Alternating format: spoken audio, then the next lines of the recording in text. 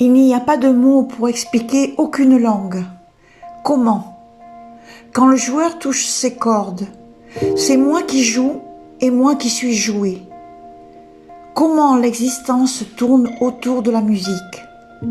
Comment les histoires poussent à partir du tronc? Comment la coupe et la bouche s'avalent l'une l'autre avec le vin? Comment une pierre de grenat, venue de nulle part, est déconcertée par ses mineurs? Comment ce qui nous touche cherche le cheveu à l'épaisseur? Tu ne trouveras rien. Nous sommes à l'intérieur du cheveu. Comment la nuit dernière, une lance a frappé? Comment le lion dégouline de rouge? Comment quelqu'un tire sur la robe en lambeaux? C'est tout ce que j'ai. Où sont les vêtements? Comment Cham de Tabriz vit hors du temps? Comment ce qui m'arrive arrive là-bas, arrive partout? Rumi. Qui est Marie-Madeleine? Selon le Nouveau Testament, Marie-Madeleine serait née à l'an 3 de notre ère et aurait été la fille de l'archiprêtre Cyrus de Yérite, prêtre de David. Son père officiait dans la synagogue de Capharnaüm. Eucharie, sa mère, aurait appartenu à la lignée royale d'Israël, mais non davidique. Originaire de la ville de Magdala, de l'hébreu Migdal, Tours, sur la rive occidentale du lac Tibériade, Marie Magdala était une femme qui, selon le Nouveau Testament, a été délivrée de 7 démons par Jésus. Évangile de Luc, chapitre 8, verset 2. Elle devint une de ses disciples, peut-être la disciple femme la plus importante du Christ, après sa propre mère, et le suivit jusqu'à sa mort. Évangile de Marc, chapitre 15, verset 40-41. Elle est également la femme la plus présente du Nouveau Testament. Elle fut le premier témoin de la résurrection de Jésus.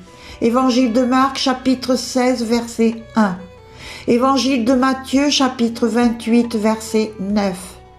Mais elle ne le reconnaît pas tout de suite et essaye de le toucher, ce qui lui vaudra la phrase « Noli min tangere » ne me touche pas. Selon la Bible et selon l'Évangile, voilà quelques fruits de la recherche biblique. Marc chapitre 16 verset 9 et Luc chapitre 8 verset 3 disent que Jésus avait chassé d'elle 7 démons. Le village de Magdala est identifié environ 6 km du lac de Tibériade, sur la mer de Galilée. Cela semble le berceau de Marie-Madeleine. Au XXe siècle, toute cette dimension sera reprise par le romancier en 2003 par Dan Brown pour son thriller ésotérique Da Vinci Code. Il y fait de Marie-Madeleine le symbole de la féminité sacrée, en prétendant qu'elle était elle-même le Saint Graal. Le Saint Graal est littéralement l'ancien symbole de la féminité, et le Saint Graal représente le féminin sacré, et la déesse qui, bien sûr, a disparu de nos jours, car l'Église l'a éliminée. Autrefois, le pouvoir des femmes et leur capacité à donner la vie était quelque chose de sacré, mais cela a constitué la tradition catholique, les possibilités de possession par les mauvais esprits, dont les évangiles sont des métaphores pour désigner la maladie physique ou nerveuse, plutôt que le péché. Selon la fleur des saints de Homer Englebert, édition Albert Michel, Sainte Marie-Madeleine, 1er siècle, et se fête le 22 juillet. Elles sont 3 dans l'Évangile qui fut particulièrement aimé du Sauveur, mais dont l'identité reste à prouver. Marie de Béthanie, Judée, Marie de Magdala, Galilée, et Marie Jacobée. J'ai pris cette photo à Marseille car j'étais accompagnée à l'époque par un swami et les reliques ont été sorties de leur cache, ce qui est exceptionnel. Marie de Béthanie était la sœur de Marc et de Lazare. Jésus fréquentait leur maison. L'Évangile mit 3 fois Marie en scène. Luc 10, Jean 11, Matthieu 26. Mais il n'est pas question de ses péchés. Il en va autrement de la femme qui fait éruption en plein repas chez Simon le pharisien. Celle-là qui se jette aux pieds de Jésus, les couvrant de baisers, de larmes et de parfums. Luc affirme expressément que c'était une pécheresse publique qui, du reste, s'en allant pardonner. Luc, chapitre 7, versets 36-50.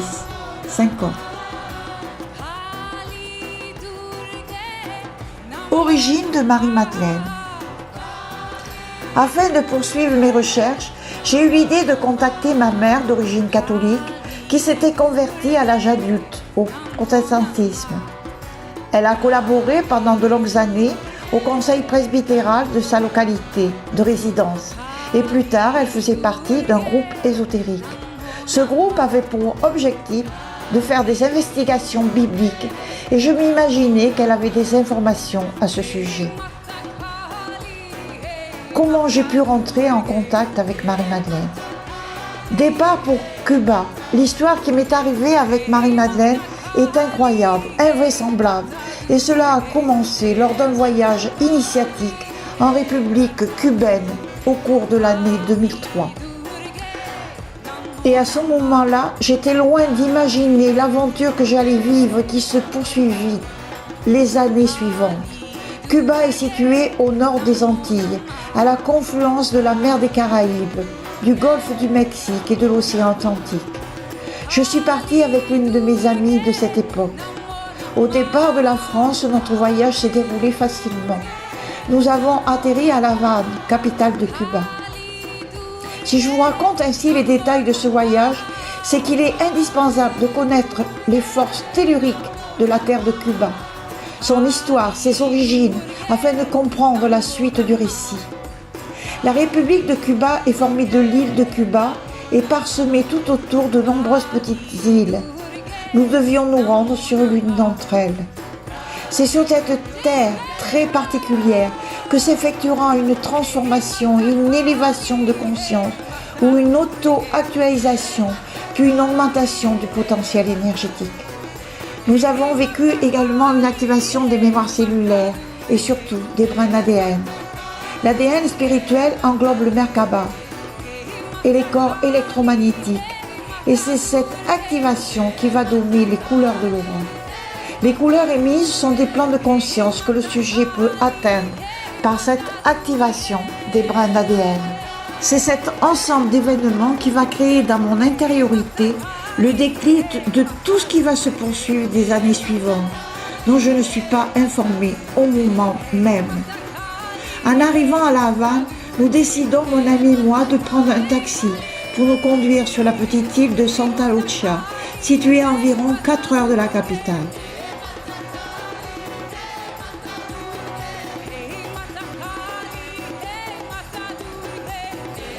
Mais comme nous étions extrêmement fatigués du très long voyage en avion, nous décidâmes de dormir à l'hôtel et de reprendre la route dès l'aube.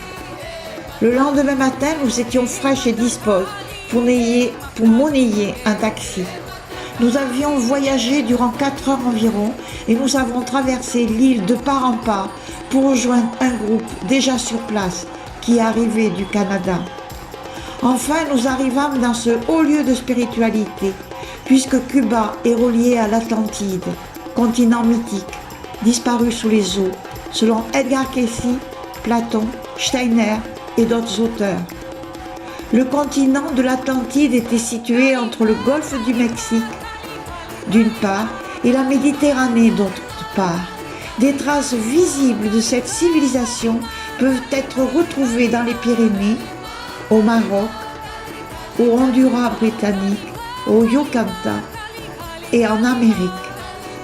Certaines terres, en avançant sur la mer, émergeant un moment ou un autre, fait partie de ce grand continent. Les Antilles britanniques, les Bahamas, en sont une portion dans l'île de Cuba. Rencontre avec cette entité très particulière. C'est au cours d'une méditation et d'un temps de silence, au plus profond de mon intériorité, que l'énergie de Maitreya m'ayant transmis l'information de mon nom vibratoire, Magdalena. J'eus l'impression de connaître ce nom et cette vibration, mais à ce moment-là, je ne savais pas à quoi cela correspondait. Ce prénom avait eu un tel impact en moi que j'étais avide de faire des recherches à ce sujet en rentrant en France. Tellement bien que pendant tout le séjour, je me posais la question si j'avais bien compris le nom de Magdala. Et en reposant la question au cours d'une méditation avec Maitreya, la réponse était oui. Mais je ne souhaitais pas que mon ego s'enfourche là-dedans. Et je restais dans la patience et le silence. Qui est Marie-Madeleine? D'après le fruit de mes recherches dans la Bible, certains passages bibliques donnent son nom. C'est un disciple de Maître Jésus. Ce dernier lui enleva 7 démons qui sont en réalité des énergies discordantes du corps émotionnel, qui n'a rien à voir avec des démons. Nous trouvons l'envie, la jalousie, la souffrance, l'ennui, la haine, le chagrin, le regret, les soucis, l'affliction. Lorsque nous connaissons comment fonctionnent les énergies en mouvement, nous avons compris tout de suite que le fait d'être en compagnie de Maître Jésus, par conséquent d'une haute entité spirituelle vibratoire, il y avait une libération des cristallisations ou blocages émoticaux électromagnétiques. C'était une prostituée, paraît-il.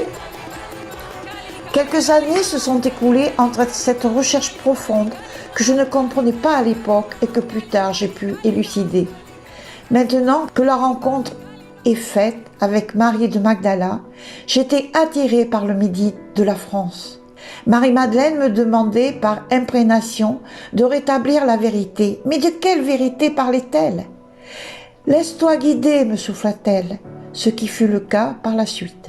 Rumi dit « Vendez votre intelligence et achetez de l'émerveillement ».